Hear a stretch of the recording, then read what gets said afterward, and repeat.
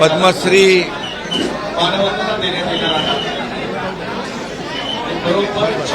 Doctor D Y. Patil यांचं दुःखद निधन हे अतिशय मनाला वेदना देणारं आणि सगळ्यांच्याच मनाला चटका लावून जाणारी घटना आहे. त्यांनी आपल्या आयुष्यामध्ये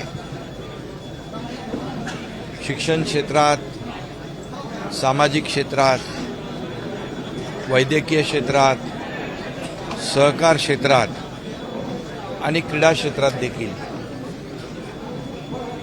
भरीव जे काम केलं ते महाराष्ट्र किंवा देश कदापि विसरू शकणार नाही. आणि सर्वसामान्यांच्या दुःखामध्ये समरस होणारं हे व्यक्तिमत्व पद्मश्री डी.वाय. पाटील यांच्या रूपाने सातत्याने कार्यरत राहिले. ते पद्मश्री होते, ते बिहार, पश्चिम बंगाल, त्रिपुरा या राज्यांचे राज्यपाल देखील म्हणून त्यांनी काम केलं. विविध पदांवर काम केलं. परंतु त्यांचा सर्वसामान्य माणूस हा केंद्रबिंदू होता. एक शेतकरी कुटुंबातून जन्म घेतलेला, एक शून्यातून विश्व निर्माण करणारा अतिशय दुर्मिळ असं व्यक्तिमत्व आज आपल्यामध्ये नाहीत. Doctor D Y. पाटील ही मेडिकल कॉलेज लाईन बाजार सर्वांनाच दुःख आणि वेदना देणारी ही घटना आहे. त्यांच्या अनेक आठवणी आहेत. मी मुख्यमंत्री असतानाच्या, अगोदरच्या, आताच्याही आणि त्या कदापि आपण विसरू शकत नाही. बाळासाहेबांचे त्यांचे अतिशय जिव्हाळ्याचे संबंध होते. आम्हाला आठवतंय की मुंबईमध्ये एक मेडिकल कॉलेज जेव्हा सुरू झालं त्यावेळेस मेडिकल कॉलेजला एक हॉस्पिटल पाहिजे अटॅच. बाळासाहेबांनी तात्काळ हे कॉलेज माझं आहे, आपलं आहे, आपल्या परिवारातलं आहे आणि त्या भावनाने त्याला तात्काळ मंजुरी दिली. अशा अनेक घटना आहेत. सर्वांशी त्यांचे चांगले संबंध सलोख्याचे होते. एक अजातशत्रू म्हणून त्यांनी या महाराष्ट्रात, देशात काम केलं. मला देखील त्यांच्या डी.वाय. पाटील कॉलेजमधून डॉक्टरेट देण्याचं काम महाराष्ट्र राज्याचे माजी मंत्री त्यांनी केलं हे मी कदापि विसरू शकत नाही. आमचा खासदार श्रीकांत शिंदे डॉक्टर झाला डी.वाय. पाटील म्हणून हे देखील मला विसरता येणार नाही. आणि म्हणून एक शिक्षण महर्षी आपल्या नाहीत.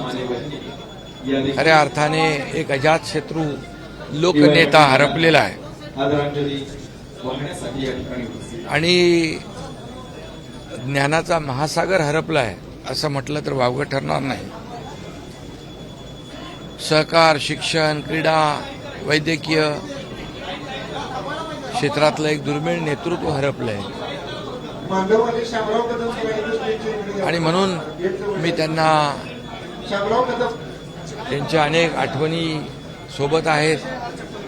चर्चा करताना देखील त्यांची मुलं, त्यांचा परिवार याच्याशी चर्चा करता अनेक या काही आठवणी, भावना त्या ठिकाणी व्यक्त झाल्या. आणि म्हणून सर्वांना, सर्वसामान्य माणसाला मदत करणारा हा असा मोठा नेता, त्याची प्रचिती जी आहे आज आपण त्यांच्या कामाची आणि कर्तृत्वाची आणि प्रेमाची पोचपावती कालपासून हे अंतिम दर्शनासाठी येणाऱ्या लाखो लोकांच्या उपस्थितीवरून आपण पाहतोय. आणि म्हणून अशी माणसं दुर्मिळ असतात. आपली न भरून येणारी पोकळी त्यांच्या जाण्याने निर्माण झालेली आहे. त्यांचं नेहमी एक वाक्य मला आठवतं, सर्वांना विनंती आहे स्वप्न पाहताना मोठी स्वप्न पहा, आणि परंतु ती स्वतःच्या फायद्यासाठी नाही तर सर्वसामान्य लोकांच्या जनतेसाठी फायद्यासाठी. कुणीही काही गडबड करू नका. हे वाक्य त्यांचं फार काही बरंच काही बोलून जातं. घेता येईल आणि म्हणून अशी माणसं चपलं किंवा हा फार कमी जन्माला येतात.